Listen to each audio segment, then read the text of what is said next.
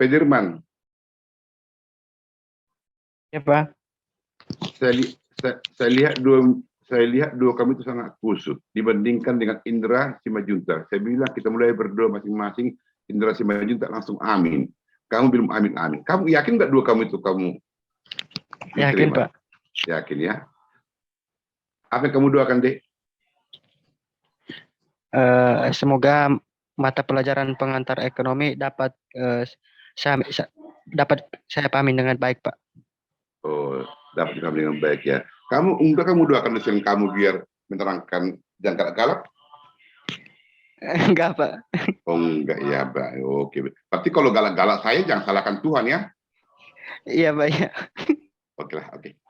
Dek, kemarin kita kan saya bilang kan harusnya hari Minggu, tapi karena hari Minggu kemarin saya juga mohon maaf ada acara sedikit, jadi terlambat ya. Saya takut buru-buru, maka saya tunda ya. Jadi Anda jangan khawatir masalah materi ya, jangan khawatir masalah materi ya. Saya pastikan hari ini saya padatkan ya. Jadi kita tidak ada sampai kita buatin sampai jam 24, enggak. Saya padatkan sekarang ya. Langsung dua materi ya. Jadi nggak usah khawatir. Yang kemarin itu, yang khawatir itu kalau nggak salah Jennifer Sain yang dia buat komentar, Pak berarti kita nanti diapakan gitu ya, jangan-jangan ya. Nah kalau ada ketinggalan saya yang masuk neraka ya, oke. Nah kita mulai ya. Kita mulai.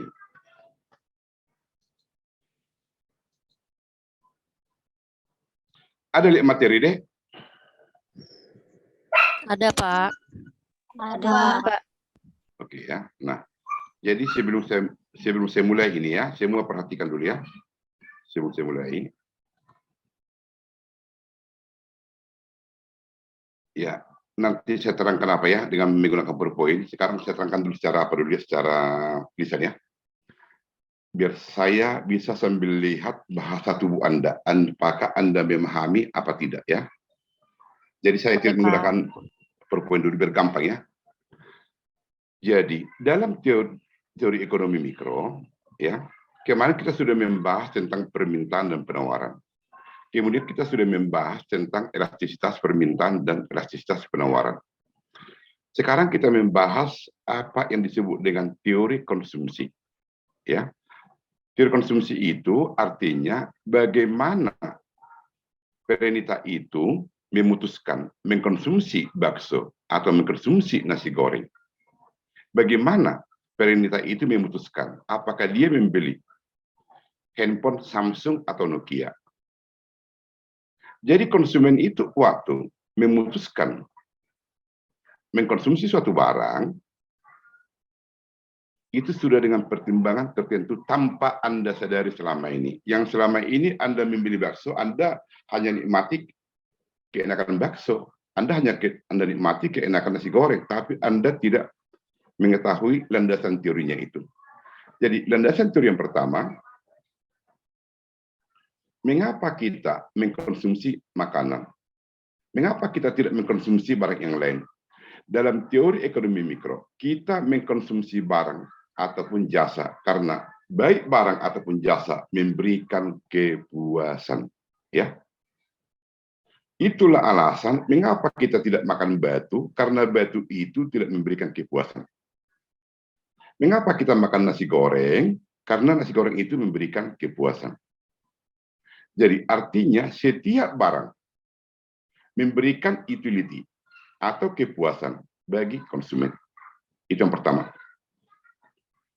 Yang kedua, konsep yang harus Anda pahami di sini, coba Anda bayangkan dulu, Perenita, waktu Anda haus, di depan Anda ada aqua 1 botol. Anda minum aqua 1 botol itu, rasa haus masih ada. Ya, dengan kata lain, rasa haus Anda berkurang memang. Tetapi tidak langsung otomatis langsung selesai gitu ya. Yang pasti masih ada rasa haus. Kemudian Anda minum botol kedua. Rasa haus berkurang, tetapi masih pingin minum. Artinya di situ kepuasan botol aqua pertama lebih tinggi dari kepuasan botol aqua yang kedua. Contoh yang lain, pada waktu Anda makan nasi, dari segi medis, Anda makan nasi pertama, piring pertama ya, Anda katakan kenyang. Anda makan nasi yang kedua, Anda katakan sangat kenyang. Anda makan nasi piring ketiga, mohon maaf, Anda sudah muntah. Ya, dari segi medis itu dikatakan kekenyangan dari segi medis ya. Seandainya saya sebagai dosen kedokteran, itu akan saya katakan Anda kekenyangan. Tetapi dari segi teori konsumsi, karena saya dosen teori ekonomi mikro, nasi goreng yang pertama, kepuasannya sangat tinggi. Kemudian Anda makan lagi nasi goreng yang kedua, masih memberikan kepuasan, Anda makan lagi.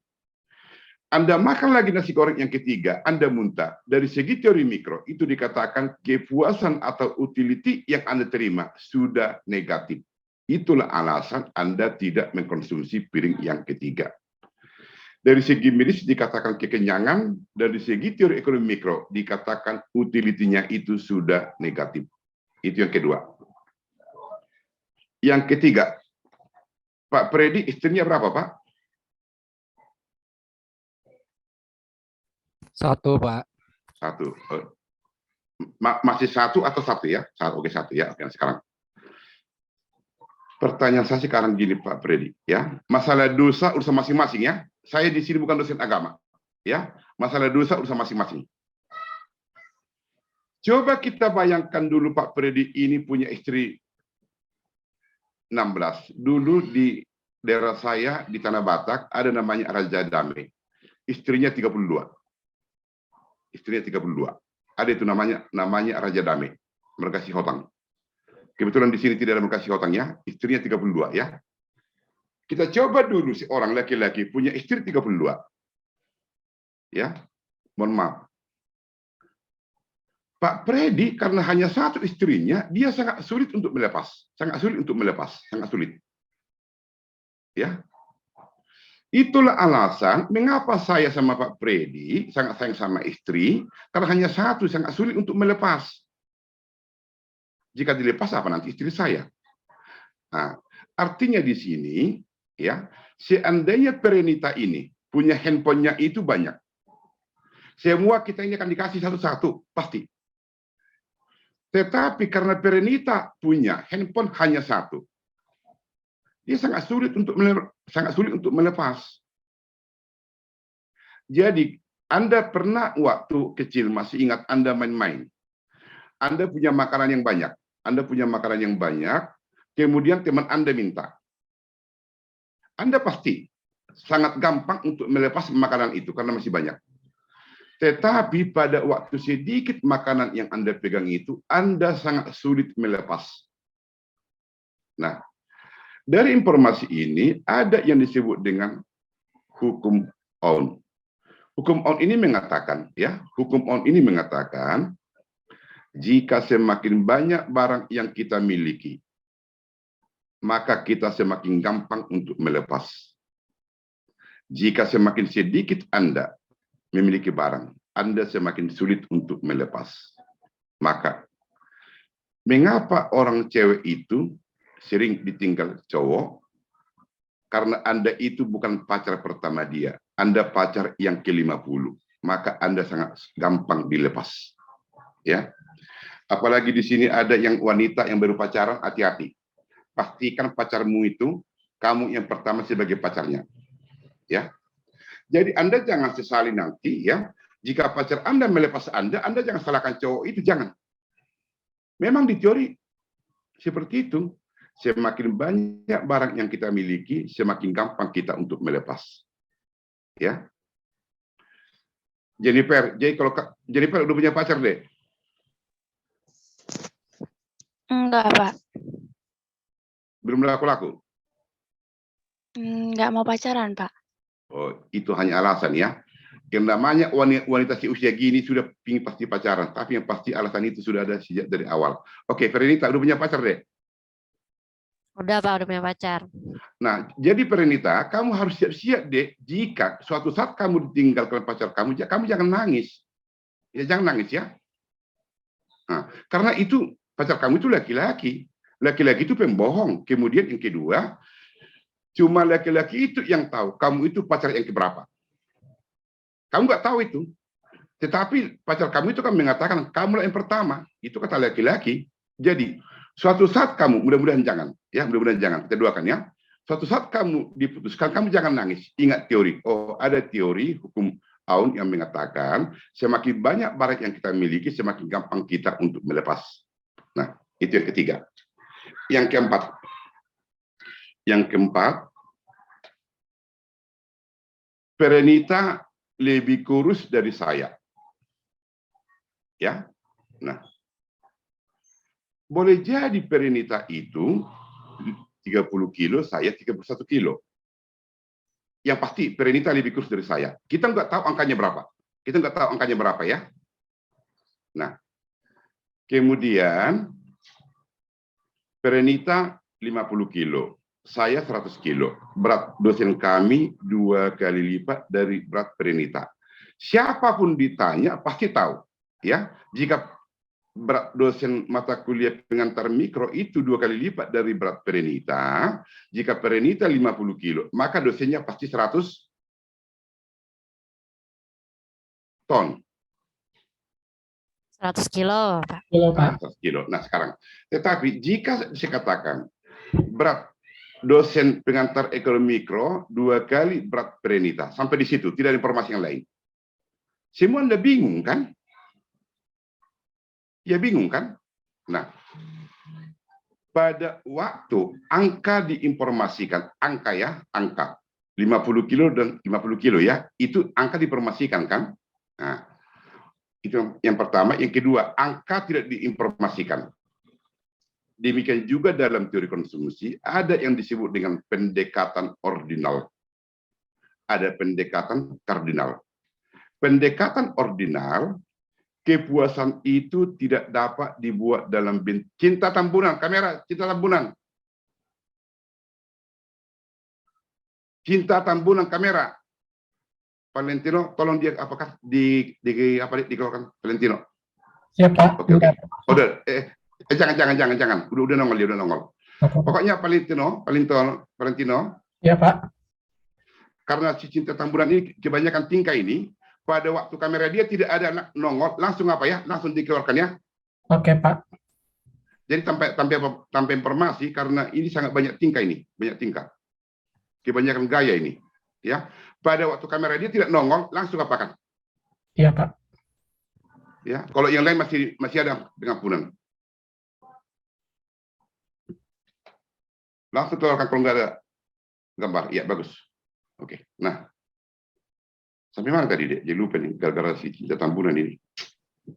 Pendekatan ordinal, Pak. Ordinal. Nah, jadi dalam pendekatan ordinal, waktu konsumen mengkonsumsi barang, ya, kepuasan itu tidak dapat dibuat dalam bentuk angka. Ya, misalkan Sundi Asi lebih puas makan bakso daripada mie goreng. Hanya dikatakan lebih puas, ya, tidak dikatakan kepuasannya berapa. Kemudian teori konsumsi dengan pendekatan kardinal. Ingat K itu ya kuantitatif, biar gampang. Karena hidup itu sudah susah ya. K kuantitatif berarti angka. Kepuasan yang dapat dibuat dalam bentuk angka. Kepuasan bakso 10 iutil. Kepuasan nasi goreng 30 iutil. Otomatis Sundi Asi itu akan memilih yang 30 iutil. Jadi satuan kepuasan itu adalah utility atau util. Ya, jika indera simajun tak makan nasi, kepuasan 40 iutil. Jika indera makan bakso 20 iutil, maka indera makan nasi.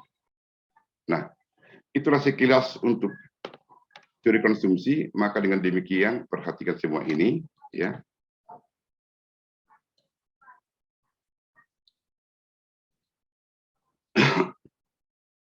Jadi teori konsumsi itu ada dua ya, ada pendekatan ordinal, ada pendekatan kardinal.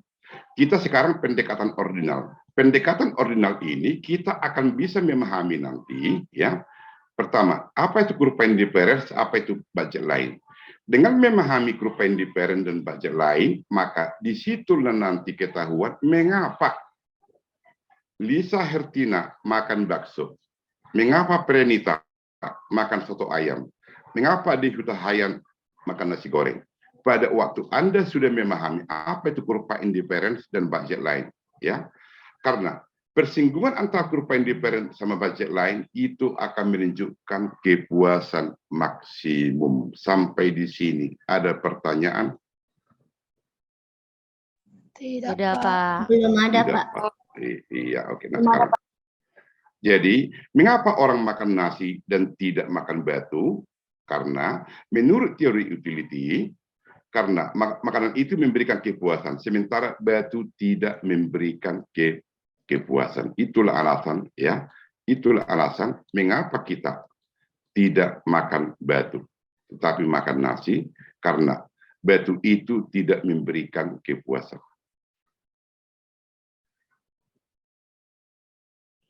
Nah, sekarang kita masih teori pilihan konsumen, yaitu pendekatan ordinal, ya. Saya ulangi, pendekatan ordinal itu, kepuasan itu tidak dapat dibuat dalam bentuk angka, hanya dalam bentuk peringkat, ya. Nasi goreng lebih puas daripada nasi putih, ya. Bakso lebih puas daripada mie sop dan sebagainya. Jadi, dalam pendekatan ordinal ini, kita mempelajari, ya,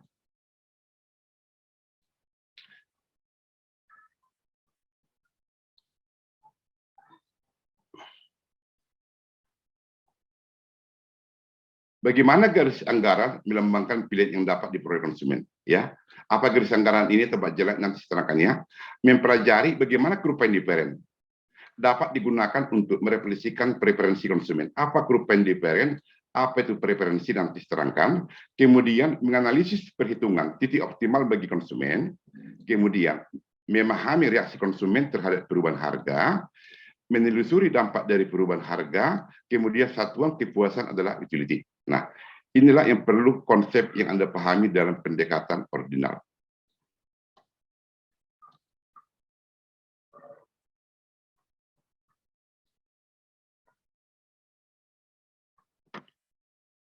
Tolong perhatikan, ada di sini asumsi yang digunakan dalam pendekatan ordinal.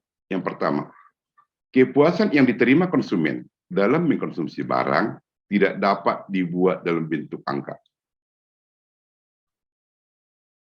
Seperti pada mengkonsumsi bakso, kepuasan yang diberikan sebesar 500 kutil. Ini pada pendekatan ordinal, konsumen hanya dapat membuat dalam bentuk peringkat atau urutan. Bakso lebih puas dari soto. Kemudian, konsumen bersedia melakukan pertukaran, ya, jika minimum memiliki tingkat kepuasannya sama. Contoh, misalkan Prenita punya handphone Samsung, ya, saya punya handphone misalkan merek Nokia, misalnya ini misalnya, Prenita mau nukar dan saya mau nukar, jika Prenita menganggap nilai Nokia saya sama dengan nilai Samsung yang diberikan sama saya, ya, pada waktu itu terjadi pertukaran.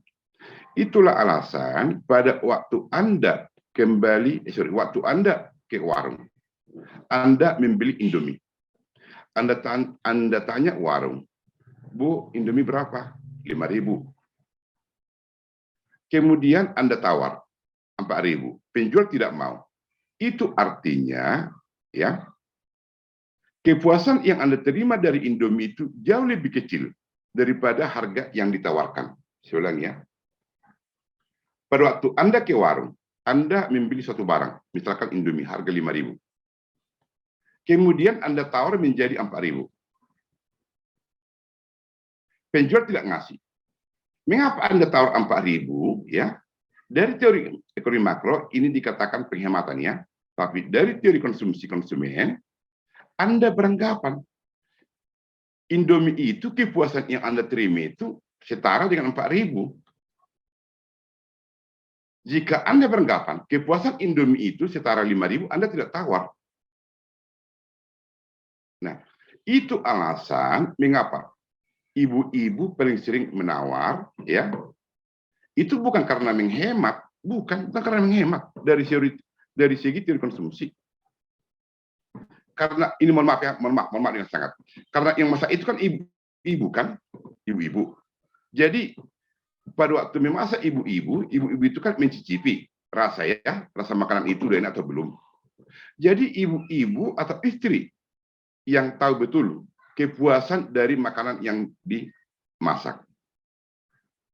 Jadi jika Dewi pergi ke pasar, dia nawar barang dari 5.000 menjadi 4.000. Karena Dewi tahu kepuasan Indomie ini hanya 4.000.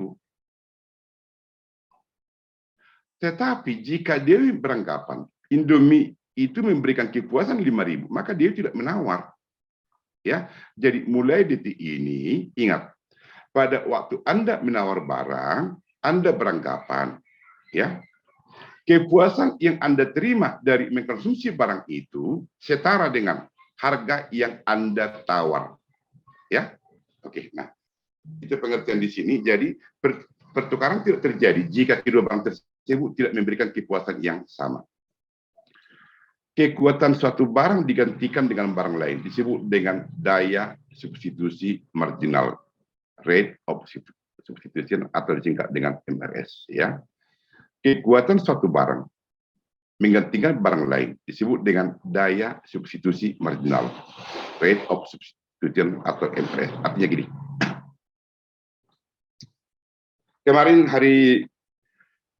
Minggu kemarin saya ada acara, ya, yang namanya suami yang baik mengantar istri ke salon. Jadi istri saya sudah mesan ke salon itu jam 4. Saya antar jam 4, ternyata sudah ada yang di salon yang antri. Yang namanya ibu-ibu, langsung ngoceh. Mas, kemarin kan udah saya pesan jam 4, saya kok jadi antri seperti ini? Saya bilang sama istri saya, Mak, jangan salahkan dia, karena dia itu penjual, motivasi dia bukan mencari amal. Kalau mencari amal, ya saya sudah janjian dengan Nyonya Pasaribu jam 4. Saya akan turuti jika dia pencari amal. Tetapi dia pencari keuntungan, takutnya nanti Nyonya Pasaribu tidak datang. Sia-sia. Nah, jadi jangan omelin dia. Akhirnya kami cari tempat salon yang lain, ya, dapat. Tempat salon yang kami dapat itu, setelah di salon, biasa istri. Setelah salon, langsung diambil cermin yang sangat besar. Langsung ngoceh-ngoceh. Inilah tukang salon ini, begini, begono, kata istri saya. Saya bilang, jangan salahkan cermin. Seandainya tadi cermin itu tidak kamu lihat, kamu tidak pernah ngoceh. Cermin itu pembohong itu. Kamu tanya saya. Salon kamu, Mak, bagus kok, saya bilang. Ya, yang namanya suami yang baik kan, karena kita ada acara. Nah, jadi coba bayangkan deh, seandainya istri saya tidak lihat cermin, apakah istri saya akan ngoceh? Tidak kan? Tetapi setelah dilihat cermin, istri saya ngoceh-ngoceh. Mak, kamu jangan marah. Jangan marah, cermin itu pembohong. Karena apapun namanya, saya akan yakinkan istri saya bahwa dia itu cantik. Ya, karena kami ada cara. Ya, artinya enggak. Wajah memang cantik, tapi maksud saya salonnya itu salon cantik ya. Nah, artinya di sini istri saya menerima bahwa salon yang kiri itu cantik. Nah, inilah yang disebut dengan dari salon pertama ke salon yang kedua. Kekuatan istri saya menerima hasil salon yang kedua itu ya. Yang tadi istri saya tidak ngoceh-ngoceh, harusnya salon yang kedua itu sama saya memberikan bonus karena saya mempromosikan gitu ya. Jadi kekuatan salon yang kedua mengganti salon yang pertama itu disebut dengan daya substitusi marginal. Ya. Tapi ini tidak berlaku pada waktu. Ya. Misalkan Perenita sekarang punya pacar. Dia wanti-wanti, takut nanti dibilang Pak Rodiar, saya ditinggal pacar yang saya lain. Jika ada cowok, saya terima lagi. Itu bukan daya substitusi marginal, bukan. Ya, nah, itu hanya berlaku untuk barang. Ya, nah, jadi kekuatan suatu barang mengganti barang yang lain itu disebut dengan daya substitusi marginal. Dewi Hutahayan, kamu sudah ngidam, Dek? Belum, Pak. Aduh, perkuat doa deh, perkuat doa, perkuat ibadah, perkuat puasa, ya. Iya, Pak. Semua kita doakan nanti saudara kita Dewi ini cepat ngidam. Seandainya ya, mudah-mudahan Dewi ini ngidam ya. Dulu istri saya ngidam, ada namanya itu dulu kulit kerbau, kulit sapi ya. Jadi waktu istri saya pertama ngidam terhadap daging kulit sapi gitu ya, saya cari-cari di Senen. Saya tinggal di Cipinang. Di Senen enggak ada. Saya cari sampai ke ujung langit, enggak ada. Saya bilang sama istri saya, selain itu enggak bisa lagi, enggak. Langsung saya ingat, aduh, di dalam teori ekonomi mikro ada yang disebut dengan daya substitusi marginal. Tetapi ya, untuk ngidam ini enggak berlaku ya. Jadi daya substitusi marginal itu enggak berlaku untuk umum, enggak. Ada barang tertentu yang enggak berlaku. Contoh, sampai detik ini kendati pun harga garam murah, garam. Ya.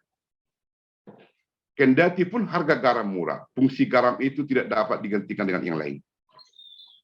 Kendati pun murah. Tetapi pada waktu air mineral aqua tidak ada. Itu bisa Anda gantikan dengan merek yang lain. Pada waktu tepung terigu tidak ada, itu bisa Anda gantikan dengan yang lain. Pada waktu gula putih tidak ada, itu bisa digantikan dengan yang lain. Tetapi pada waktu garam tidak ada, itu tidak bisa digantikan dengan barang yang lain. Artinya di sini, jenis barang seperti ini nanti akan kita bahas. Jadi, daya substitusi marginal, kekuatan barang itu bisa menggantikan dengan barang yang lain. Kemudian, kepuasan diukur dengan urutan atau peringkat. Artinya tadi saya katakan ya, Anda hanya membuat urutan. Bakso lebih enak dari nasi goreng. Anda tidak punya kekuatan, kepuasan bakso 50 iutil, kepuasan nasi goreng 40 iutil. Aduh, Valentino, langsung keluarkan dek yang tidak kelihatan kameranya dek. Iya, Pak. Langsung aja dek. Ya, langsung aja dek ya. Ya, Iya. ya. Karena hidup itu keras. Kalau hidup itu nikmat dek, yang di kurang sana bangkit. Ya. Nah, sekarang. Kemudian yang di sini. Konsumen rasional. Ya. Dalam membuat peringkat atau urutan sesuai dengan hukum preferensi dua barang yang berbeda dan bisa dibandingkan. Pengertian di sini konsumen rasional. Jika Anda mengatakan bakso lebih puas dari makan nasi goreng. Ya, bakso lebih puas dari nasi goreng. Tetapi Anda putuskan Anda makan nasi goreng, itu dikatakan Anda irasional. Apa yang Anda terima dengan akal sehat, itu Anda laksanakan. Jadi di sini ya, Anda mengatakan barang A lebih bagus daripada barang B. Maka Anda harus memilih barang A. Jangan barang A lebih bagus dari barang B. Tetapi karena barang B itu yang menjual pacar Anda, ini Anda konsumsi. Jangan. Itu pengertian konsumen rasional. Ya. Nah. Kemudian ini, tapi tunggu dulu. Saya tanya dulu. Anda sudah nonton videonya ini? Sudah, Pak. Sudah, Pak. Oke ya. Pokoknya yang sudah nonton saya akan doakan cepat dapat jodoh, yang belum punya pacar, yang menanti kelahiran saya doakan cepat dapat momongan, yang belum nonton tetap didoakan. Ya, tetap didoakan ya. Tapi doanya agak lambat ya sekarang. Ilustrasi ya. Di sini ada nasi ya. Nasi itu ada nasi putih, ada nasi kuning. Kemudian Anda juga, karena Anda di sini sebagai penjual warung nasi ya, lauk yang Anda jual itu ada ikan, kemudian ada daging. Dewi, kamu pintar nggak masak, Dek? Bisa, Pak. Bisa. Masak air putih? Enggak, Pak. Semua masakan bisa, Pak. Oke ya. Takutnya karena jujur aja istri saya dulu hanya bisa setelah nikah sama saya hanya bahasa air putih. Nah, setelah nikah sama saya baru bisa masuk yang lain. Ya, oke. Nah, sekarang misalkan Ibu Dewi Hutahayan ini, tapi kayaknya karena Ibu Dewi ini ya, biar dia cepat dapat momongan, saya lebih cepat manggil dia Ibu lah ya, biar cepat dapat momongan. Ya, kita doakan ya. Jadi misal Ibu Dewi ini sebagai penjual restoran, jangan lagi warung, langsung restoran. Karena mulut itu punya kuasa. Ya, jangan kita buat mimpi yang kecil-kecil ya. Misalkan Ibu Dewi ini buka restoran dan lauknya itu ada nasi putih, ada nasi kuning. Dan lauknya itu ada ikan dan ada daging. Nah, jadi harga nasi putih dan ikan, ya jika nasinya nasi putih dan ikannya dan lauknya ikan, atau kombinasi nasi putih tetapi lauknya daging, atau kombinasi nasinya nasi kuning, lauknya ikan, atau nasinya nasi kuning, lauknya daging. Kemudian Ibu Dewi buat brosur. Untuk keempat menu ini menu pertama, menu kedua, menu ketiga, menu keempat. Harganya semua sama. Harga semua sama. Pertanyaan. Mengapa Bu Dewi membuat paket yang pertama ini, yang ini semua sama? Karena Ibu Dewi beranggapan biaya memproduksinya semua sama. Itulah alasannya Ibu Dewi membuat harga sama. Bisa terima ini? Bisa, Pak. Bisa, Ya, Pak. Pak. Dalam teori konsumen, teori konsumsi, ya, masing-masing ini memberikan kepuasan yang sama. Kombinasi jika Perenita pilih ini, Sandang Jessica pilih paket ini, Sundi Asi pilih paket ini, Okta Putri pilih paket ini. Masing-masing paket ini memiliki kepuasan yang sama, maka harga sama. Ya, inilah konsep daripada teori konsumsi pendekatan ordinal. Inilah konsep daripada kurva indiferen. Ya, jadi tingkat kepuasan sama ya, tingkat kepuasan sama. Nah, ini sebagai ilustrasi yang pertama. Jadi poin yang Anda masuk di sini ya, Anda menjual dengan harga yang sama. Dalam teori biaya produksi, karena biaya produksinya sama. Tetapi dalam teori konsumen, karena tingkat kepuasannya sama. Nah, ini sudah ya, ini sudah. Oke. Nah. Kemudian ilustrasi yang kedua. Biar Anda semakin paham ilustrasi yang pertama. Sandang Jessica, udah ada air putih di belakang kamu, Dek? Ada, Pak. Coba tunjukkan.